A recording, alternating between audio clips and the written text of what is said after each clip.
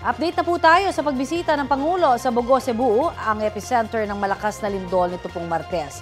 At may ulat on the spot si Alan Domingo ng GMA Regional TV. Alan?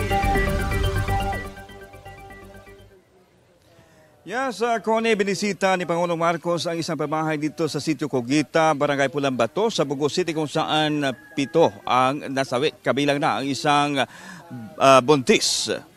Connie, pasado alas 10 ngayong umaga, dumating ang Pangulo at personal niyang binisita ang lugar at kinausap ang mga residente. Kasamang nasawi sa Sitio Cogita ang 4 na miyembro ng isang pamilya, buntis pa naman ang isa. Kasamang nag-ikot na Pangulo ang mga miyembro ng gabinete. Ipinag-utos na Pangulo na madaliin ang tulong sa mga biktima ng lindol. Hiningi ng mga residente sa Pangulo na mabigyan sila ng pabahay sa mas ligtas na lugar malayo sa sakuna katulad ng lindol. Dahil sa naitalang danyos, ipinagbigay alam sa mga residente na hindi na sila pwedeng bumalik sa lugar. Mayroong 200 units na mga bahay na itinayo sa Sitio Cogita, Barangay Pulambato para sa mga biktima noon ng Super Typhoon Yolanda noong 2013. Lahat ng mga bahay sa lugar ay nagkabitak-bitak na at hindi na umanuligtas.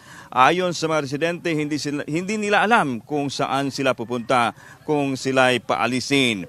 Narito ang pahayag ng kanilang barangay kapitan.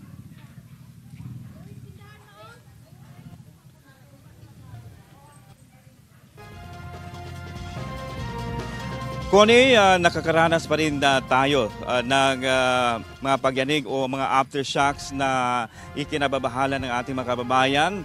Samantala, patuloy pa rin ang isinagawang search and retrieval operation sa mga biktima ng lindol. Connie. Maraming salamat, Alan Domingo ng GMA Regional TV.